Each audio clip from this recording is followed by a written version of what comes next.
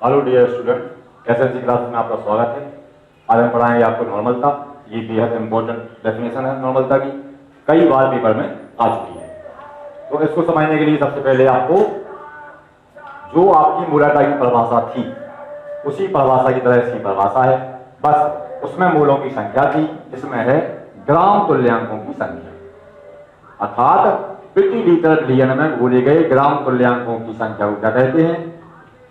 ग्राम तुल्यांकों की संख्या को क्या कहते हैं? नॉर्मलता कहते हैं। ग्राम तुल्यांक को बोलते हैं gram equivalent, number of gram equivalent.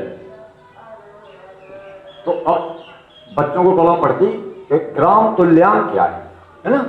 तो तुल्यांक का अर्थ है तुल्य धन अंक, अर्थात अगर हम कोई विद्युत अपघट्ट को जल में भूल रहे हैं, उसमें आयन है, तो हम उनकी आयनों की संख्या को अनुभाग के हिसाब से क्या कर लेते हैं? बराबर कर लेते हैं। नाम से देखो पता चल रहा है, इक्विवेलेंट माने कैसे बना है? इक्वल से, इक्वल माने बराबर। तो हमें बैलेंस को कैसा करना है? इक्वल करना है। तो जो भार होगा उसे हम कहेंगे तुल्यांकी भार। और जब हम अनुभार में भार में जब हम तुल्यांकी भार का से डिवाइड कर लेंगे भार को, तो निकल आएगा क्या? ग्राम तुल्यांकों की संख्या। समझने का प्रयास करना, पूरा समझा रहे हैं, थोड़ी सी हल्का सा दिमाग लगाना पड़ेगा आपको। जैसे आपने 1 बिलियन लिया, ठीक है, इसमें हम बता रहे हैं, आपको कल्पना कर रहे हैं, इसमें हमने 1 लीटर जल लिया, 1 लीटर पानी लिया। दूसरा बिलियन लिया, उसमें भी हमने कितना लिया? 1 लीटर पानी लिया, S2, है ना? तो अब अगर आपने इसमें NaOH का एक अणु घोला, मात्र एक NaOH, आप बोल रहे ना, इसमें एक सोडियम धन आयन बनेगा और प्लस एक OH नेगेटिव आयन। तो टोटल आयनों की संख्या यानी नंबर ऑफ टोटल आयन कितने हो गए? 2 हो गए। इसमें माने एक पॉजिटिव आयन है और एक ही क्या है? Negative ion. तो टोटल आयन हो गए यहाँ पे 2, ठीक है। अब इसका अणुभार देखें तो हमने बताया था आपको NaOH का अणुभार कितना होता? 40। तो अगर हम मान लें कि 40 ग्राम से ऐसा होता तो नहीं, हम कल्पना करके बता रहे हैं, तो इसका 40 ग्राम जो हम डिसॉल्व करेंगे, है ना, तो ये कितने आयन देगा? 2 आयन देगा। अब हम बोलते हैं इसमें H2SO4, और H2SO4 का अणुभार होता है 98 ग्राम। जब इसे हम पानी में घोलेंगे तो आप देखो H2SO4 में कितने H हैं? 2 H हैं। तो ये 2H पॉजिटिव देगा, H positive plus H positive plus SO4 पे क्या आ जाएगा? Die negative. तो अगर आप टोटल आयनों की बात करें तो यहां पर कितने पॉजिटिव चार्ज हैं? 2 पॉजिटिव चार्ज हैं। एंड SO4 पे कितने नेगेटिव चार्ज हैं? 2 नेगेटिव चार्ज हैं। अब हमें क्या करना है कि दोनों बिलियनों में एक एक मोल घुला है। देखो इसका 40 ग्राम बराबर 1 मोल, इसका 98 ग्राम बराबर 1 मोल, लेकिन आयनों की संख्या तुल्य नहीं है, तुल्य माने बराबर नहीं है। इसके 40 ग्राम में 2 आयन आ रहे हैं उतने अणुभार में, और इसके 4 आ रहे हैं। तो हमें क्या करना? कितने में आ रहे हैं? 98 ग्राम में। तो हमें क्या करना पड़ेगा कि यदि आयनों की संख्या को समान करना पड़ेगा, तो जितने आयन हैं इसमें देखो 2 आयन है, इसमें कितने हैं? टोटल 4 आयन, 4 आयन है। तो यदि हमें दोनों की संख्याओं को समान करना है तो हमें 98 को 2 से डिवाइड करना पड़ेगा, क्योंकि डबल का अंतर आ रहा है, देखो 2 और 4। अगर हम इसको 2 से डिवाइड कर देंगे तो आयन कैसे हो जाएंगे? इक्वल। तो हमें 98 में 2 से डिवाइड करना पड़ेगा 98 को। तो जो वैल्यू निकलेगी 49, अब इस 49 को आप अणुभार नहीं कहेंगे, अब इसे कहेंगे तुल्यांकी भार। और ये तुल्यांकी भार किसके तुल्य हो गया? NaOH के बराबर हो गया। माने NaOH के 40 ग्राम और H2SO4 के 49 ग्राम आयनों की संख्या के हिसाब से कैसे हैं? बैलेंस है। तो अगर इतनी मात्रा को आप डिसॉल्व कर रहे हैं, है ना, तो इस मात्रा को आप क्या बोलेंगे? तुल्यांकी भार। अब सवाल आता है ये, आप लोग बोले कि सर इसका अणुभार तुल्यांकी भार के बराबर है, तो आपको क्या करना है? तुल्यांकी भार निकालने के लिए बार बार ऐसा नहीं तोड़ना है, आपको तो सीधा संयोजकता देखनी है। देखो यहाँ पर SO4 की संयोजकता 2 है, तो हमने 2 से डिवाइड कर दिया। यदि आप नेगेटिव देखना चाह रहे हो तो पॉजिटिव देखो, नंबर कितने आयन हैं? 2 आयन हैं, 2 धन आयन हैं, 2 से डिवाइड कर दिया। इसमें एक ही आयन है, तो अगर आप चाहें तो इसके 40 को आप 1 से डिवाइड कर सकते हैं। तो यदि किसी अणु के तुल्यांकी भार को आपको ज्ञात करना है, तो उस तुल्यांकी भार ज्ञात करने के लिए हमें क्या देखना पड़ेगा? संयोजकता। तो इस प्रकार से आप तुल्यांकी भार कैसे ज्ञात कर सकते हैं बेटा? तुल्यांकी भार इक्वल टू हो जाएगा, फॉर्मूला बन जाएगा अणुभार, जो अणुभार है अपॉन संयोजकता माने बैलेंस। इसलिए हम इसे बोलते हैं इक्वावेलेंट, क्योंकि हम बैलेंस क्या कर रहे हैं, बैलेंस कर रहे हैं। तो अणुभार अपॉन संयोजकता, तो अणुभार को हम अणुभार लिखते हैं, संयोजकता को हम कई बुक में नोट करते हैं जेड से। ये ध्यान देना, ये टू नहीं है, क्या है, जेड है। तो अब जिस भी अणु का या यौगिक का आपको तुल्यांकी भार निकालना है, उसकी संयोजकता जेड की वैल्यू रख देंगे, अणुभार को डिवाइड कर देंगे, उसको निकल आएगी। अब देखें आप, कुछ ऐसे यौगिक बता रहे हैं हम आपको जिनका अणुभार और तुल्यांकी भार कैसा है, समान है। जैसे HCl, अब बोला ना बेटा HCl में एक पॉजिटिव है एक नेगेटिव है, तो HCl का ये भार होगा 1, इसका होता है कितना 35.5, तो अणुभार कितना होगा 36.5। तो तुल्यांकी भार निकालेंगे तो एक H पॉजिटिव है तो इसमें आप अपन 1 कर देंगे तो निकलेगा कितना 36.5। तो इसमें इसके अणुभार 36.5 है, तो इसका जो अणुभार और तुल्यांकी भार है कैसा है, इक्वल है ना। अगर आप बात करें अभी निकाला था अपन निकाला था NaOH का, तो NaOH का निकला था कितना अणुभार 40, एक Na पॉजिटिव है एक OH नेगेटिव, किसी को देख लो आप, पॉजिटिव को देख लो तो आप 1। लेकिन यदि 2 आयन है ना, या 3 आयन है, जैसे आप बोल रहे हैं H3PO4, ये है फास्फोरिक एसिड, तो ये त्रिभास्मक है, ये 3 positive ion 3H positive ion release करता है ना। तो हम क्या करेंगे, इसको तोड़ेंगे, कैसे टूटेगा ये प्रॉब्लम बढ़ जाती है बच्चों को, ऐसा टूटता कैसे है, तो बहुत बढ़िया उपाय है उसका कि यहाँ पर PO4, टोटल PO4 कितना है इसमें 1 ही है, PO4 1 है, तो H कितने हैं 3 पॉजिटिव, तो H पे आप 1 पॉजिटिव लगा दो, PO4 1 है ना, H पे 1 पॉजिटिव लगेगा, प्लस H कितने हैं 3 है, तो PO4 पे 3 नेगेटिव लगा दो।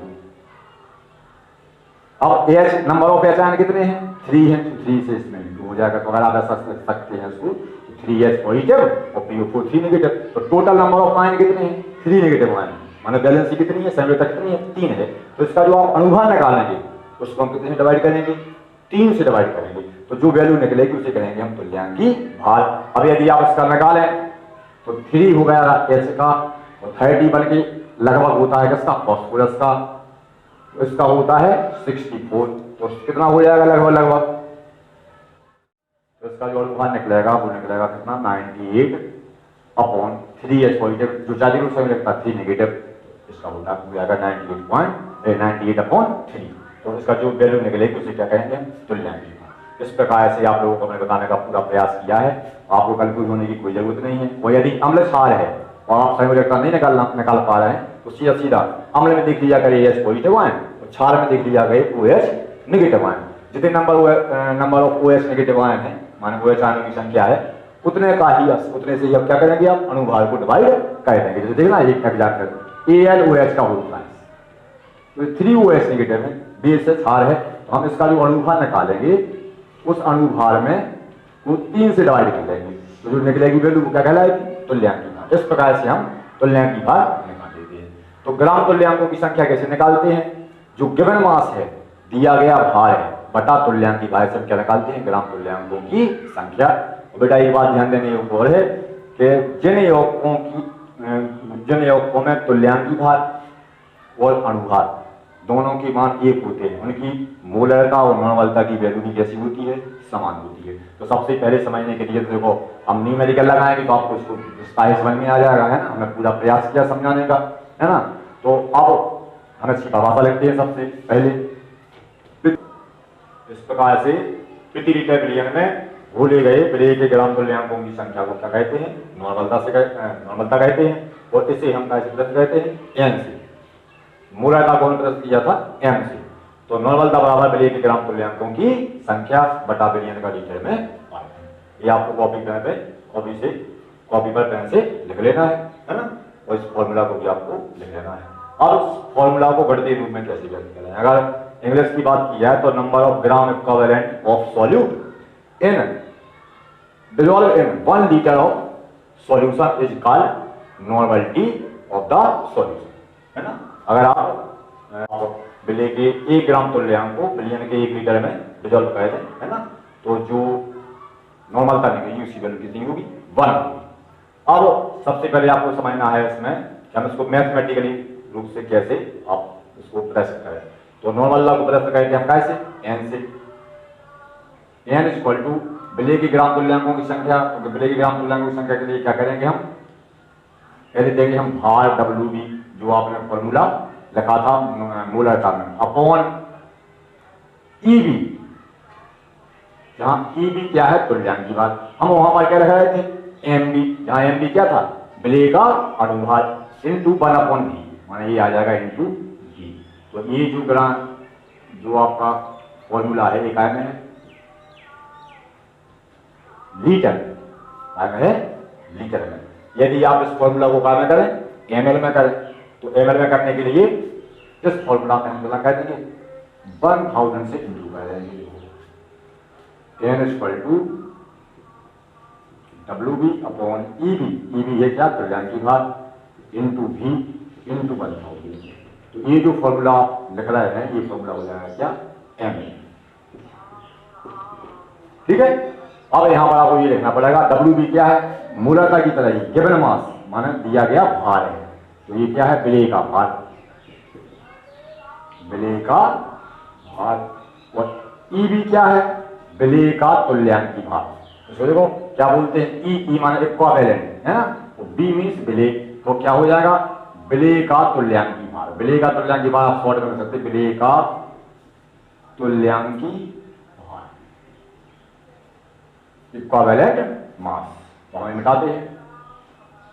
अब और V की वैल्यू क्या हो गई, V हो गया विलयन का आयतन, V बराबर क्या है, विलयन का आयतन, आपको इतना लगना है, ठीक है, विलयन का आयतन। अब अगर कोई न्यूमेरिकल आ जाए तो उसमें हम EB निकाल लेंगे, तो EB आप यहाँ पर ध्यान दीजिए ना, हम लिख देते हैं, क्योंकि EB की वैल्यू क्या होती है, EB वैल्यू होती है EB इक्वल टू अनुभार, EB माने विलेय का तुल्यांक की भार बराबर विलेय का अनुभार अपॉन Z, ये इसकी वैल्यू होती है।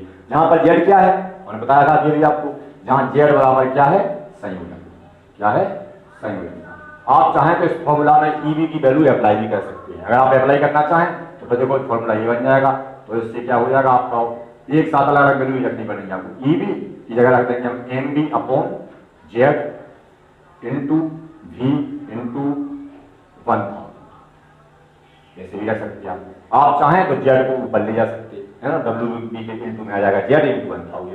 ये फॉर्मूला आपका क्या आएगा, हो गया नॉर्मलिटी का। अब इसे समझने के लिए सबसे पहले हम क्या करेंगे, एक न्यूमेरिकल लगाएंगे, ठीक है। तो ये न्यूमेरिकल है, 5 ग्राम NaOH को जल में घोलकर 1 लीटर विलयन बनाया गया है, विलयन की नॉर्मलता ज्ञात करें, विलयन की नॉर्मलता की गणना करें। तो इसमें आप जो वर्क करेंगे, NaOH की जो नॉर्मलता निकलेगी वही मूलता निकलेगी, क्योंकि अभी बताया था आपको हमने, NaOH में एक Na पॉजिटिव आयन है, एक OH नेगेटिव, तो इसके लिए Z की वैल्यू कितनी हो जाएगी, 1 हो जाएगी, है ना। तो 5 ग्राम NaOH is dissolve in 1 litre solution, calculate normality of solution. तो हमें इसकी नॉर्मलिटी फाइंड करनी है, कैलकुलेट करनी है। तो नॉर्मलिटी इक्वल टू अभी फॉर्मूला बताया था हमने आपको, WB अपॉन, यहां पर बताया था MB, आप ये ले सकते हैं अपॉन Z, और नीचे है इंटू B। देखो अगर इस फॉर्मूला में, और हम इसमें 1000 से इंटू नहीं करेंगे, इसलिए क्योंकि जो टोटल वॉल्यूम है ना, ये कितना दिया है, काय दिया है, लीटर, इसलिए हम इसमें 1000 से इंटू नहीं करेंगे। और जो WB की वैल्यू है ये कितनी है, 5 ग्राम, तो आप इस वैल्यू में 1000 से इंटू नहीं करेंगे। अब मालूम है आपको सब WB क्या है, गिवन मास है, दिया गया भार है, तो इसमें WB हो जाएगा क्या, 5 ग्राम, है ना। और V हो गया टोटल वॉल्यूम। MB NaOH का मालूम है, MB माने होता है क्या, विलेय का अनुभार। तो MB वैसे तो दिया जाता है सवाल में, अगर नहीं दिया गया है तो आप निकाल लेंगे, कितना होगा, 40 ग्राम। और वॉल्यूम दिया है कितना, 1 लीटर। अगर ml में दिया होता तो यहाँ पर 1000 से इंटू करके वैल्यू निकाल देंगे। और Z की वैल्यू NaOH के लिए अभी बताई हमने, 1 पॉजिटिव है 1 नेगेटिव है, तो Z की वैल्यू कितनी हो जाएगी, 1। तो क्या आ जाएगा, N इक्वल टू WB की वैल्यू कितनी है, 5 अपॉन MB की वैल्यू कितनी है, 40, V की वैल्यू कितनी है, 1 इंटू आ जाएगा 1, 40 अपॉन Z की वैल्यू भी कितनी है, 1। तो इसमें सीधा सीधा निकाल लेंगे हम, ये बचेगा कितना, 5 अपॉन 40, है ना, 8, 1 अपॉन 8 कितना हो जाएगा, 1 अपॉन 8। अब बच्चे बोलते हैं इसकी इकाई कैसी है, तो इकाई तो सबसे पहला फॉर्मूला लिखा था ग्राम तुल्यांकों की संख्या अपॉन लीटर में आयतन विलयन का, तो इसकी इकाई हो जाएगी ग्राम तुल्यांक। ग्राम तुल्यांक की संख्या कहां बना देंगे, ग्राम तुल्यांक, तो ग्राम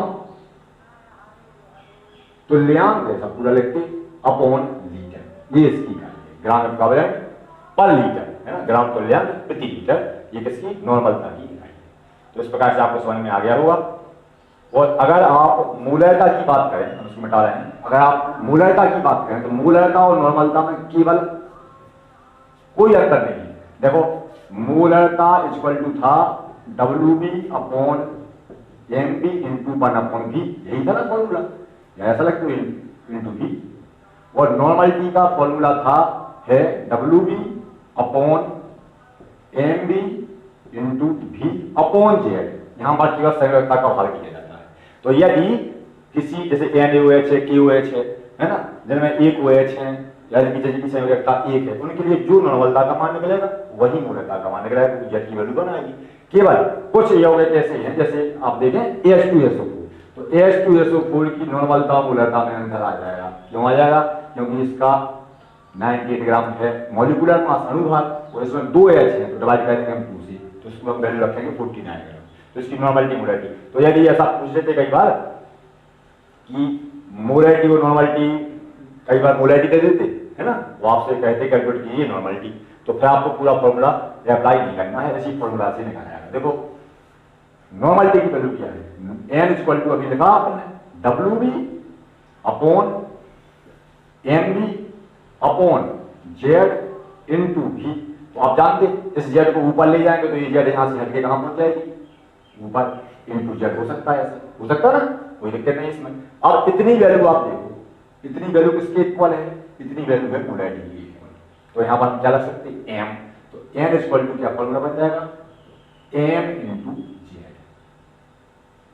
ठीक है, इस फॉर्मूला से आप अगर कोई मोलैरिटी दी होगी, किसी सॉल्यूशन की मोलैरिटी दी होगी, तो उससे आप नॉर्मलता निकाल सकते हैं, और अगर नॉर्मलता दी होगी तो मूलता भी निकाल सकते हैं। M इक्वल टू हो जाएगा n अपॉन Z, है ना, तो इसमें Z की वैल्यू तब कह दें, जैसे आप एग्जाम्पल बता रहे हैं कि यदि H2SO4 विलयन की, ऐसा प्रश्न आता है, यदि H2SO4 विलयन की मूलता 1 हो, कितनी हो, 1 मोल प्रति लीटर हो मूलता, M निकालें इसकी, 1 मोल प्रति लीटर हो, तो उसकी नॉर्मलता ज्ञात करें, है ना। तो आप फॉर्मूला लगा देंगे n equal to M into Z। अब H2SO4 में बेटा देखो बैलेंस कितनी है, H2SO4 2H पॉजिटिव है, तो Z की वैल्यू कितनी हो जाएगी, इसके लिए 2 हो जाएगी। तो क्या करेंगे हम, M की वैल्यू रख देंगे 1, तो Z की वैल्यू कितनी है 2, तो इसकी नॉर्मलिटी कितनी निकल आएगी 2 रख देंगे, डबल हो जाएगी, है ना। अब इसके बाद है फॉर्मलता, है ना, नाम है फॉर्मलिटी, इसे हम नॉट कहते हैं ऐसे कैपिटल एम से, है ना। और ये भी इंपॉर्टेंट है, लेकिन हम इसको पढ़ाएंगे वैसे जैसे फॉर्मलिटी नहीं कहते, फॉर्मलिटी की तरह, क्योंकि इस समय फॉर्मलता में और नॉर्मलता है, उसमें मूलता में कोई डिफरेंस नहीं है। अब फॉर्मलता दी क्यों गई, तो देखो मूलता जैसे सभी यौगिकों की ज्ञात की जाती है, चाहे वो NaOH हो, HCl हो, KCl हो, H2SO4, चाहे शुगर हो, है ना। लेकिन फॉर्मलता बेसिकली उन्हीं कंपाउंड की ज्ञात की जाती जो आयनिक होते हैं, अर्थात जल में घोले जाने पर क्या देते हैं, आयन। मूलता के फॉर्मूला में, है ना, वो फॉर्मलता के फॉर्मूला में कोई अंतर नहीं है। जैसे गौर करना आप, जैसे अपन ने NaOH लिया, तो NaOH का अनुभार कितना है 40 ग्राम है, उसी टाइप से आपको तो हम कुछ लिख के बता रहे हैं, NaCl ये भी लवण है, आयनिक है, KCl, KBr, CaCl2, ये सभी यौगिक आपने पढ़े होंगे विद्युत अपघट्य कहलाते हैं, है ना। तो विद्युत अपघट्यों में क्या विशेषता होती है कि जल में घुले जाने पर ये धनायन ऋणायन में टूट जाते हैं, माने डिसोसिएट हो जाते हैं, कैटायन और एनायन में टूट जाते हैं। तो इनके लिए मूलता शब्द का प्रयोग करना अच्छा नहीं है। ग्लूकोज, फ्रक्टोज, सुक्रोज वो कैसे होते हैं, है ना, नॉन पोलर कंपाउंड होते हैं, वो माना सहसंयोजी यौगिक होते हैं, उनके लिए हम क्या का प्रयोग करते हैं, मूलता का, और इन कंपाउंड के लिए प्रयोग करते क्या का, फॉर्मलता का।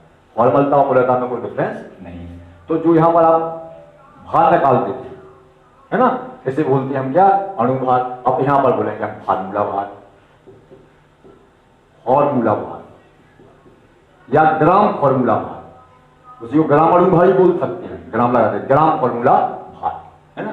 तो जो फॉर्मूला बना है इसको ऐसे प्रदर्शित करेंगे, हम उसको डेफिनेशन लिख रहे हैं, तो फॉर्मूला की परिभाषा है प्रति लीटर विलयन में घोले गए पेय के ग्राम शुद्ध भारों की संख्या को फॉर्मूला कहते हैं। अगर आप कंफ्यूज हो रहे हैं कैसा ग्राम शुद्ध भार क्या है तो मोलों की संख्या को ही ग्राम शुद्ध भार कहते हैं। बस आने मैंने बताया ना अभी, आने के फॉर्म में मोलों की संख्या से बढ़िया है ग्राम शुद्ध भारों की संख्या। तो F बराबर विलय के ग्राम शुद्ध भारों की संख्या, फॉर्मूला बराबर विलय के ग्राम शुद्ध भारों की संख्या बटा विलयन का लीटर में आयतन, इसे F से प्रतिशत कहते हैं।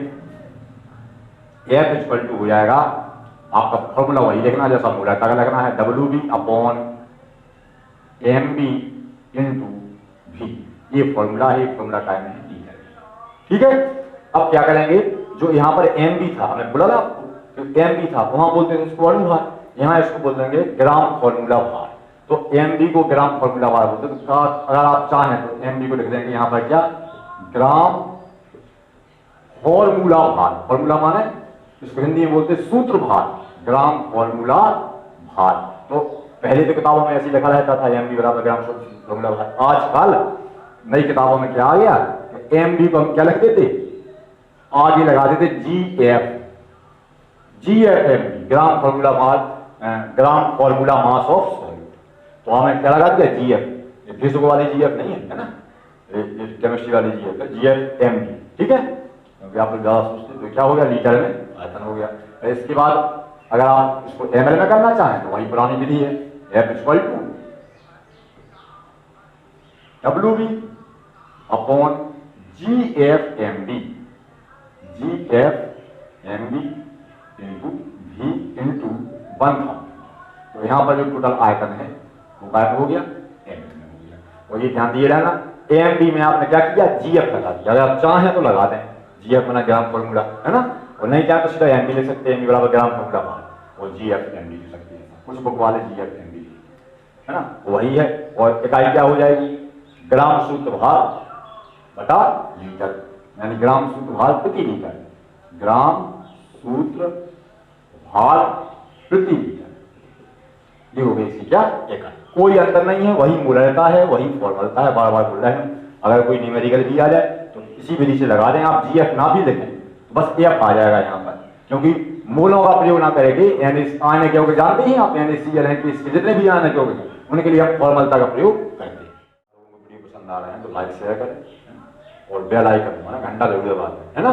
और ये कहना सब्सक्राइब करें और कमेंट बॉक्स में कमेंट जरूर देखें कि आपको वीडियो कैसा लगा।